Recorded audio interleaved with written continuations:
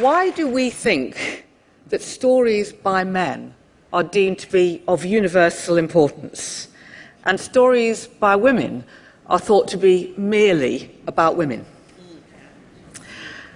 My grandmother left school when she was 12. She had 14 children. My mother left school when she was 15. She was a secretary.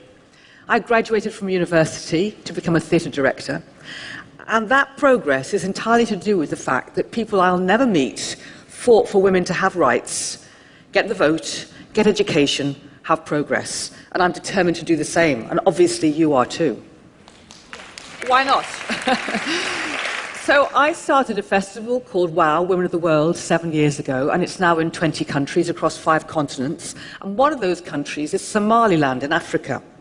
So I travelled there last year, and part of the joy I had in going there was going to these caves, the Delgi's caves. Now, these caves contain some of the oldest cave paintings in the world. These paintings are thought to be round about 9,000 to 11,000 years old. Art, what humanity has done ever since it evolved. It's how we speak about ourselves, how we understand our identity, how we look at our surroundings, who we find out about each other because of the meaning of our lives. That's what art is for. So look at this little picture. I think it's a little girl. I thought it was a bit like me when I was a little girl. And I thought, well, who painted this joyful, youthful figure? And I asked the curator of the caves, I said, tell me about the men and women who painted these. And he looked at me absolutely askance, and he said, women didn't paint these pictures. And I said, well, it was 11,000 years ago. I said, how do you know? And he said, women don't do these things. Men made these marks, women don't. Now, I wasn't really surprised, because that's an attitude that I've seen continuously all my life as a theatre maker. We're told that divine knowledge comes down through the masculine, whether it be to the imam, the priest, the rabbi, the holy man. And similarly, we're told that creative genius resides in the masculine, that it is the masculine that will be able to tell us about who we really are, that the masculine will tell the universal story on behalf of all of us, whereas women artists will really just talk about women's experiences, women's issues, only really relevant to women and of passing interest to men, and really only some men. And it's that conviction, that we are taught, that I think colours so much of whether we're prepared to believe that women's stories really matter. And unless we're prepared to believe that women's stories really matter, then women's rights don't really matter, and then change can't really come. I want to tell you about 2 examples of stories that are thought to be of universal importance: E.T. and Hamlet. So I took my 2 children when they were little, Caroline was 8 and Robbie was 5, to see E.T. And it's a fantastic story of this little alien who ends up in an American family with a mum, 2 brothers and a sister, but he wants to go home. Not only that, but some really bad scientists want to do some experiments on him, and they're looking for him. So the children have a plot. They decide they're going to take him back to his spaceship as soon as they can. And they plop him in a bicycle basket, and off they ride.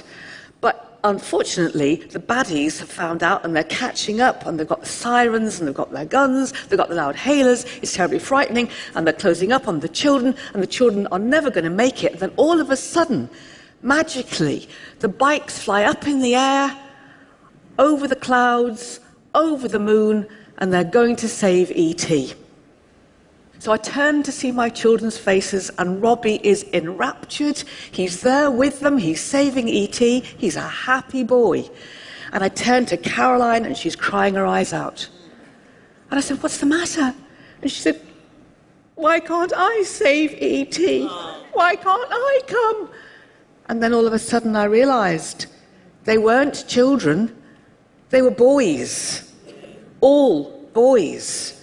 And Caroline, who'd invested so much in E.T., well, she wasn't invited to save him. And she felt humiliated and spurned.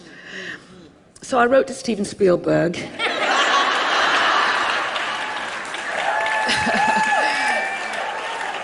And I said, I don't know if you understand the psychological importance of what's happened, and are you prepared to pay for the therapy bills? 20 years later, I haven't had a word back from him, but I'm still hopeful. But I thought it was interesting, because if you read reviews of what he intended with E.T., he says very specifically, I wanted the world to understand that we should love and embrace difference. But somehow he didn't include the idea of girls' difference in this thinking. He thought he was writing a story about all humanity. Caroline thought he was marginalising half of humanity. He thought he was writing a story about human goodness. She thought he was writing a lad's heroic adventure. And this is common. Men feel they have been given the mantle for universal communication. But of course, how could they be? They are writing from male experience through male's eyes. We have to have a look at this ourselves. We have to be prepared to go back through all our books and our films, all our favourite things, and say, actually, this is written by a male artist, not an artist. We have to see that so many of these stories are written through a male perspective, which is fine. But then females have to have 50% of the rights for the stage, the film, the novel, the place of creativity. Let me talk about Hamlet. To be or not to be, that is the question. But it's not my question. My question is, why was I taught as a young woman that this was the quintessential example of human dilemma and human experience?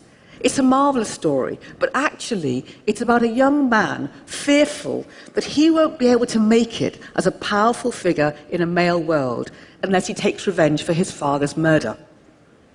He talks a great deal to us about suicide being an option. But the reality is that the person who actually commits suicide, Ophelia, after she's been humiliated and abused by him, never gets a chance to talk to the audience about her feelings. And then when he's finished with Ophelia, he turns on his mum, because basically she has the audacity to fall in love with his uncle and enjoy sex. It is a great story, but it is a story about male conflict, male dilemma, male struggle. But I was told this was the story of human beings, despite the fact that it only had 2 women in it. And unless I re-educate myself, I am always going to think that women's stories matter less than men's. A woman could have written Hamlet, but she would have written it differently, and it wouldn't have had global recognition. As the writer Margaret Atwood says, when a man writes about doing the dishes, it's realism. When a woman writes about doing it, it's an unfortunate genetic disposition. Now, this is not just something that belongs to then.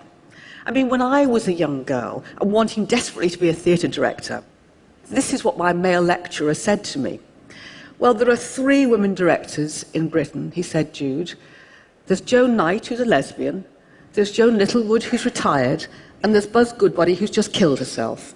So which of those 3 would you like to be? Now, leaving aside the disgusting slur on gay women, the fact is he wanted to humiliate me. He thought it was silly that I wanted to be a director. And I told my friend Marin Alsop, the conductor, and she said, oh yes, well, my music teacher said exactly the same. He said, women don't conduct. But all these years later, and we've made our mark, you think, well, it'll be different now. I'm afraid it's not different now. The current head of the Paris Conservatoire said recently, it takes great physical strength to conduct a symphony, and women are too weak. The artist George Basilic said, well, the fact is, women can't paint. Well, they can't paint very well. The writer V.S. Nepal said 2 years ago, I can read 2 paragraphs and know immediately if it's written by a woman, and then I just stop reading, because it's not worthy of me. Wow. And it goes on.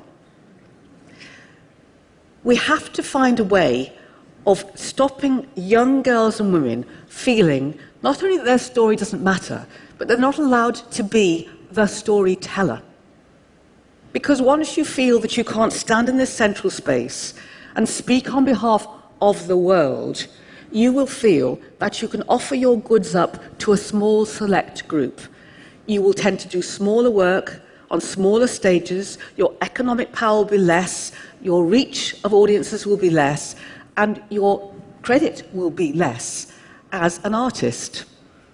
And we do finally give artists these incredible prominent spaces in the world because they are our storytellers.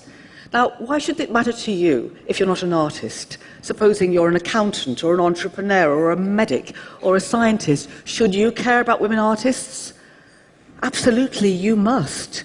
Because as you can see from the cave paintings, all civilizations, all of humanity, have relied upon artists to tell the human story. And if the human story is finally told by men, take my word for it, it will be about men. So let's make a change. Let's make a change to all our institutions, and not just in the West. Don't forget this message of incapability of women to hold creative genius. It's being told to girls and women in Nigeria, in China, in Russia, in Indonesia, all over the world. Girls and women are being told that they can't finally hold the idea of creative inspiration. And I want to ask you, do you believe that? Do you believe that women can be a creative genius?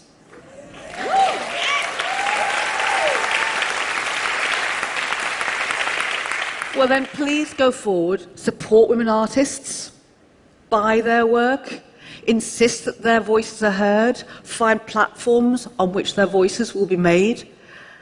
And remember this, that in a sense, if we're going to get past this moment of a world where we know that we're unequal, it's artists who have to imagine a different world. And I'm calling on all artists, women and men, to imagine a gender-equal world.